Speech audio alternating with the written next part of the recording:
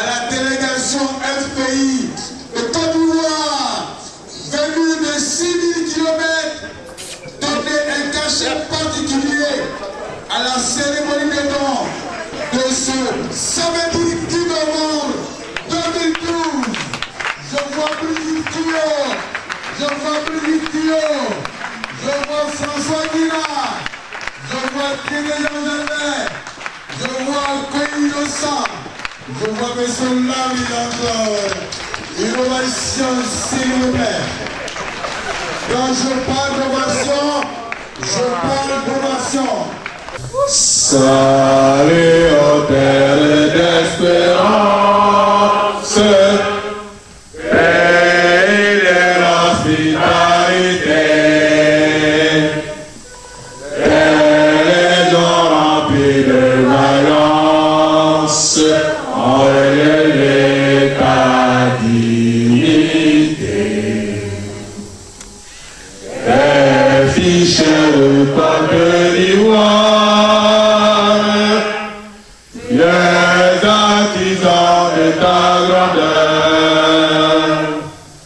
Tous rassemblés pour ta gloire, te bâtirons dans le bonheur. Ces Ivoiriens, le pays nous appelle. Si nous avons la paix, ramener la liberté, notre devoir sera d'être modèle de l'espérance promise à l'humanité en faisant unis dans la foi nouvelle la patrie de la vraie fraternité. Samedi 10 novembre 2012, Paris, 12e arrondissement, métro Mont-Galé. C'est le centre d'activité culturelle de ce quartier qui a servi de cadre pour la cérémonie de remise de dons de la diaspora ivoirienne, nommé au mois de mars 2012 pour représenter le secrétaire national chargé des finances et du patrimoine du FPI en vue de mobiliser des ressources financières et matérielles au niveau de la diaspora. Claudel Guigui, dans le cadre de cette nouvelle mission, s'est voulu prompte et spontané. Et pour parer au plus pressé, Claudel Guigui et son équipe ont mobilisé patriotes ivoiriens et amis de la Côte d'Ivoire au chevet du parti de Laurent Gbagbo. Des ordinateurs, imprimantes et autres matériels de bureau d'une valeur de 5 000 €, accompagnés d'une enveloppe de 2 000 € ont été remis à la délégation du FPI, composée de M. Kédé Jean-Gervais, chargé des finances et du patrimoine, M. Nguessan Lavry, chargé de la coordination administrative, et enfin M. Koyi Innocent, chargé des manifestations et organisations, chef de délégation. Un geste qui ne laisse pas l'émissaire du président Miaka au retour, sans commentaire, au moment où depuis le 11 avril 2011, date de la chute du pouvoir de Laurent Gbagbo, chaque jour qui passe est un défi pour chaque Ivoirien avec le FPI en tête, dont les défis à relever sont nombreux. Avant d'entrer dans le vif du sujet, qu'il me soit permis de faire un retour en arrière pour situer les enjeux de tous nos rassemblements. En effet, la crise post-électorale qui a abouti à l'arrestation puis à la déportation de Laurent Gbagbo à la CPI n'est ni plus ni moins que le prolongement politique des événements du mardi 18 février ayant conduit, on s'en souvient, à l'emprisonnement du fondateur du FPI et de ses camarades à la MACA, maison d'arrêt et de correction d'Abidjan. Pour tout dire, la MACA hier et la CPI aujourd'hui procèdent d'une même volonté et d'une même tendance. Le refus violent et la négation farouche de la justice, de l'équité et de l'alternance démocratique. Ce refus et cette négation s'expliquent par ce qu'on appelle le désir d'éternité oligarchique. Non seulement le PDCI hier et le RHDP aujourd'hui veulent gouverner seuls et donc sans partage de ce pays, mais ils veulent le gouverner éternellement. C'est dans cette perspective que les années 90, années d'émergence et de cristallisation des anathèmes et de toutes les formes d'ostracisme contre les FPI, le parti de Laurent Gbagbo a été traité de parti d'imposteurs. Comme Laurent Gbagbo et le FPI n'ont pas, selon leurs adversaires, la légitimité naturelle de gouverner, et comme ils ont accédé au pouvoir avec le soutien populaire des Ivoiriens, il fallait sans délai les chasser de là par tous les moyens.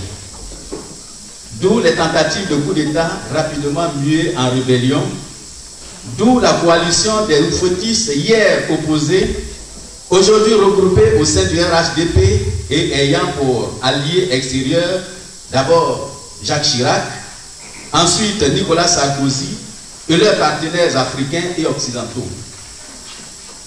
Racisme idéologique et crise économique oblige. Si l'on met en perspective toutes les péripéties et les acteurs qui en sont responsables depuis le 18 février 1992 jusqu'au 11 avril 2001, on constate la même volonté oligarchique, la même violence, les mêmes alibis ou raisons fictives pour justifier la MACA et la CPI. Ce qui précède nous autorise à affirmer qu'aujourd'hui, plus qu'hier, que la nation ivoirienne est en péril. Il nous faut nous lever, chacun à ce qui le concerne, quel que soit son lieu de résidence, pour nous élever contre cette imposture. Oui, camarades,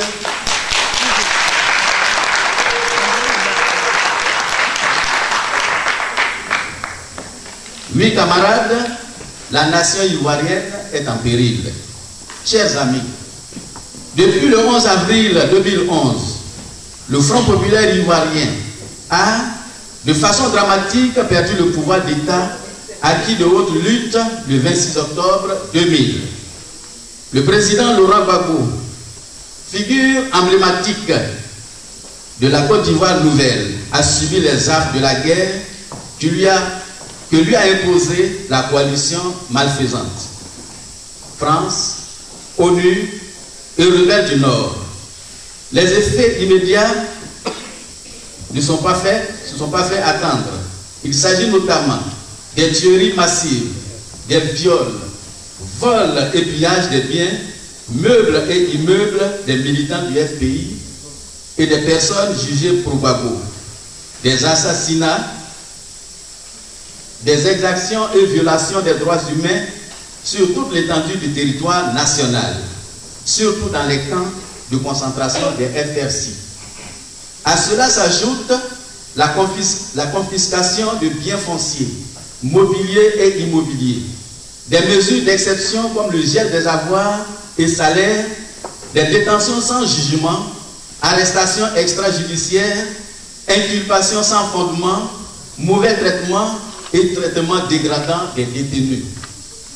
Tout au long des mois qui ont suivi l'entrée brutale en scène de Ouattara sur la scène politique ivoirienne, un climat de terreur consciemment entretenu, laissant le soin à des bandes armées sans statut et qui agissent en toute impunité d'exercer l'insécurité rapprochée sur toute l'étendue du territoire national. Des camps de concentration copiés sur le modèle nazi sont créés à travers la ville d'Abidjan et dans certaines régions de la Côte d'Ivoire. Ce sont entre autres l'escadron de gendarmerie d'Abobo, la caserne de brigade anti-émeute, la BAE, la résidence Georges Weyer à Yopougon, le génie militaire à Adjamé, la compagnie républicaine de sécurité, CRS, la gendarmerie d'Agban, la garde républicaine à Trècheville, la résidence de Marcel Gossio à Bonomé, les immeubles d'habitation à Bridi-Canal dans la commune de Port-Louis, etc. Dans ces camps de concentration croupissent des centaines de jeunes Ivoiriens arrachés à leur famille, simplement parce qu'ils sont soupçonnés d'être des sympathisants du président Laurent Gbagbo. La démocratie et la liberté publique, durement acquises par le peuple ivoirien, ont fait place à une dictature féroce, doublée d'un totalitarisme inédit. L'État policier répressif procède systématiquement à une épuration politique, ethnique, génocide du peuple ouest et social sans précédent. Sous le prétexte de déstabilisation et d'atteinte à la sûreté de l'État, de tentatives de coup d'État, condamnées d'ailleurs par l'UFPI, la répression s'est accentuée sur les populations ivoiriennes en général et particulièrement sur les jeunes pro-Gbagbo qui continuent d'être traqués, pourchassés, torturés dans ces camps de concentration et d'épuration. La Côte d'Ivoire tout entière est un grand camp de concentration à ciel ouvert. Camarades, nous assistons à l'instauration d'une Côte d'Ivoire des vainqueurs qui pillent, qui traquent, enlèvent, torturent et assassinent tous les autres Ivoiriens soupçonnés d'être des partisans du président Laurent Gbagbo ou n'étant pas du groupe ethnique de M. Alassane Dramane Ouattara. Les appareils de l'État, la télévision et la radio nationale sont utilisés pour inciter et entretenir la haine, la violence, la dérive tribale et religieuse. Nous vivons une tragédie inédite. Il faut vous en convaincre définitivement. Chaque jour qui passe est un défi pour chaque Ivoirien. Face à tout ce dérèglement de la société ivoirienne et la quasi-certitude d'une volonté manifeste du pouvoir en place d'exterminer le Front populaire ivoirien et réduire de ce fait à néant l'opposition et le droit à l'expression plurielle, les camarades, conduits par le camarade Miaka et le camarade Laurent Akoul, essaient de faire émerger le Front populaire ivoirien. Le FPI doit faire face à une multitude de défis, tels le fonctionnement courant du parti, l'assistance et la solidarité envers nos amis prisonniers politiques de Ouattara, la réhabilitation du siège du parti détruit entièrement et pour lequel un siège provisoire a été occupé, en l'occurrence le QG de campagne du président Gbagbo, le financement des tournées dans les fédérations et dans les représentations, la tenue des meetings et sittings, les émoluments des avocats estimés à plus de 1,448,170 €, etc. Cette manifestation est un axe de prise en charge de nos défis, même si cela ne suffira pas. Chers amis des représentations, chers amis de la diaspora africaine et ivoirienne, le combat est rude, difficile et long. Il nous faut nous donner tous la main, nous serrer les coudes. Nous devons commencer par compter sur soi-même et c'est pourquoi je profite de cette cérémonie pour lancer un appel pressant à vous tous, à tous ceux qui ne sont pas avec nous ce jour, pour que le combat ne nous affaiblisse pas, mais au contraire, il nous revigore et nous rassemble. Les dons faits aujourd'hui doivent se multiplier dans toutes les représentations en Europe, dans toutes les organisations, en ayant en esprit que notre seul adversaire c'est Ouattara et non nous-mêmes. Beaucoup de problèmes minent nos organisations, c'est inhérent à la vie des humains.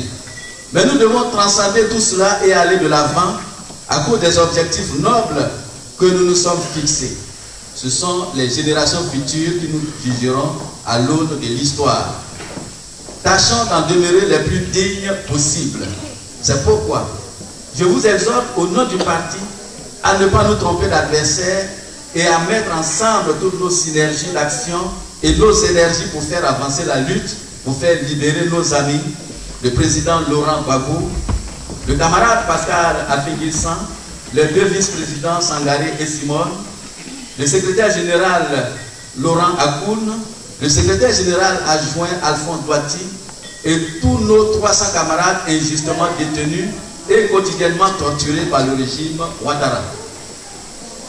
Il nous faut aussi de l'énergie pour faire revenir nos amis d'exil et pour faire triompher la Côte d'Ivoire. Au cours de notre séjour, nous nous ferons fort de rencontrer formellement la représentation et les secrétaires de session de France le samedi 17 novembre à 10h. On vous précisera le lieu. Toutes les représentations FPI en Europe le 24 novembre à 10h. Le lieu sera précisé également. Tous les militants et sympathisants FPI ainsi que toutes les organisations régionales de la Côte d'Ivoire en France le dimanche 25 novembre à 10h. Et toutes les organisations et mouvements de résistance en France le jeudi 29 novembre à 19h. Nous vous préciserons les lieux. Merci donc à tous pour tout cet élan de solidarité. Merci à la représentation France pour cette grandeur d'esprit. Merci à vous tous, représentants d'organisations de lutte. Merci à toi, chers camarades et frères Claudel, et à toute ton équipe pour cette initiative fort heureuse qui devra fouetter l'orgueil de tous dès maintenant. C'est encore plus convaincu que les quelques militants et sympathisants présents dans la salle ont formé séance tenante une chaîne de solidarité autour du Fonds public ivoirien. La somme de 1510 € sera mobilisée sur place.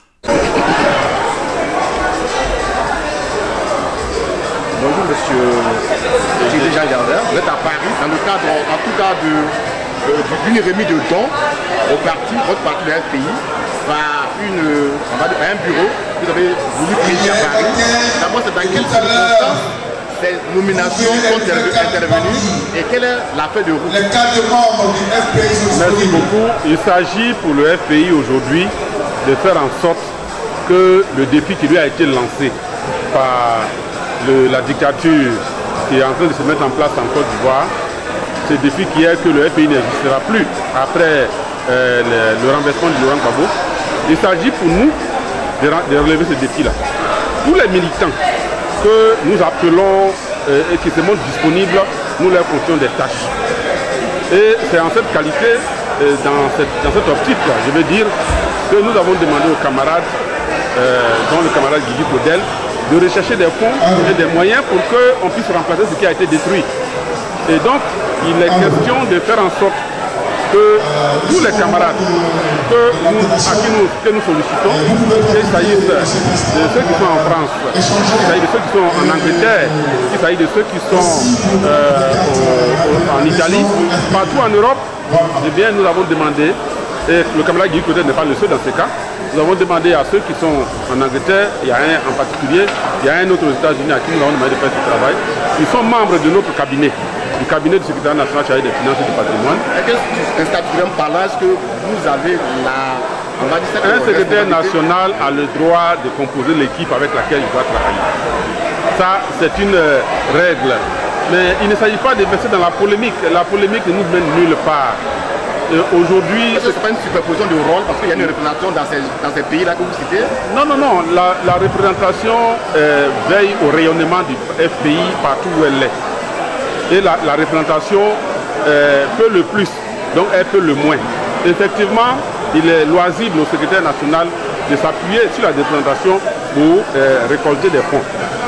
Dans le cas d'espèces, nous avons commencé, mais nous allons nous étendre aussi sur la représentation, nous appuyer sur la représentation dans tous les pays d'Europe pour recueillir des fonds. La preuve, nous allons leur donner les cartes à vendre et pendant ce temps, tous ceux qui peuvent aider Laurent Gbagbo et son équipe à sortir de cette situation difficile, ils sont les bienvenus. Donc là-dessus, il n'y a pas de polémique. Le camarade Guy Claudel, qui est un membre de mon cabinet, eh bien, il y a d'autres tâches encore à lui confier et j'espère qu'il va les réussir comme il a réussi celle-là d'aujourd'hui. Est-ce qu'en dehors de cette soirée de cette cérémonie de remise de dons, est-ce que votre mission s'arrête là où elle est? Non, nous sommes là dans le cadre d'une mission de repositionnement du peuple populaire ivoirien. Donc à ce titre, nous attendons l'arrivée du président Miaka qui aurait dû être là, mais qui certainement sera là d'ici 2 heures, 3 heures de temps. Eh bien, à partir de là, un certain nombre de démarches doivent être entreprises pour qu'au plan diplomatique, eh bien, nous puissions poser des actions. Pendant ce temps, comme mon rôle en tant que secrétaire national chargé des finances est de trouver les moyens pour que le FPI fonctionne, pendant ce temps, je ferai feu de tout bois dès qu'il y a une possibilité de récolter par-ci un ordinateur par là, une imprimante par là, je ne me gênerai pas pour le faire, d'autant plus que ceux qui veulent nous réduire à néant ont effectivement réduit à néant tout notre patrimoine, en poussière. Mais nous allons le reconstituer avec l'aide des militants. En dehors de la diaspora ivoirienne ou africaine, est-ce que vous allez aussi prendre des contacts avec des associations panafricaines, internationales pour recueillir des dons? Dès que tout ce qui peut venir pour nous aider à aller de l'avant sera le bienvenu. Donc s'il y a des possibilités que nous ne connaissons pas tout le monde, nous ne connaissons pas les associations, mais ceux qui les connaissent, il faut les mettre en contact avec nous. Si elles sont disposées à aider le FPI, elles seront les bienvenues. Et donc nous sommes là pour ça. Merci.